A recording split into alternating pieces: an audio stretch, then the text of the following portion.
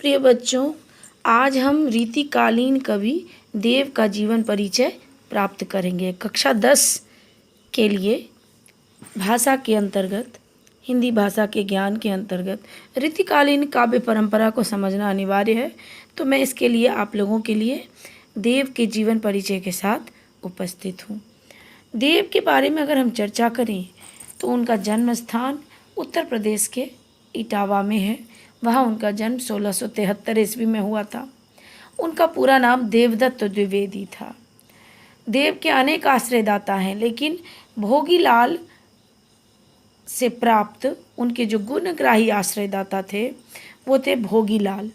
उन देव की कविता पर रीझ कर भोगीलाल ने देव को लाखों की संपत्ति दी। देव के काव्य ग्रंथों की अगर हम गणना करें तो 52 से 72 तक मानी जाती है। उनकी रचना में रस विलास, भाव विलास, काव्य रसायन, भवानी विलास आदि प्रमुख ग्रंथ है। इनकी मृत्यु 1767 में हुई। औरंगजेब का पुत्र आजम शाह भी उनका बड़ा प्रशंसक था।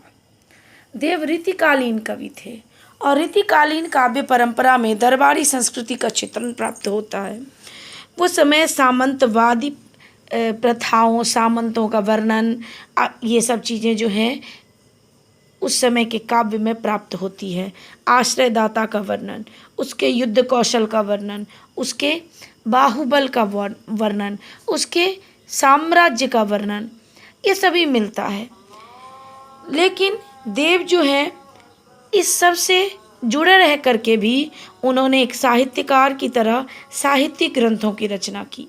देव भी रीतिकालीन काव्य परंपरा से अछूते नहीं थे, लेकिन जब भी वो रीतिकालीन परंपरा से थोड़ा भी मुक्त हुए तो उन्होंने साहित्यिक ग्रंथों की रचना की, जिसमें काव्य रसायन, रस विलास, भाव विलास आदि प्रमुख है। उन्होंने प्रेम और सौंदर्य, प्रकृति के सौंदर्य का भी चित्रण किया। अलंकारिता और श्रृंगारिकता उनके काव्य की प्रमुख विशेषताएं हैं। शब्दों की आवृत्ति, एक ही शब्द को दोहराकर कवि ने देव ने बहुत ही चमत्कारिकता उत्पन्न की है। प्रकृति के सौंदर्य का देव ने अनुपम चित्र प्रस्तुत किया है। देव कृष्ण भक्त थे, ये उनके सवैयों में पता चलता है, लेकिन उनके कृष्ण सामंती प्रथा के अनुसार जीने वाले कृष्ण हैं।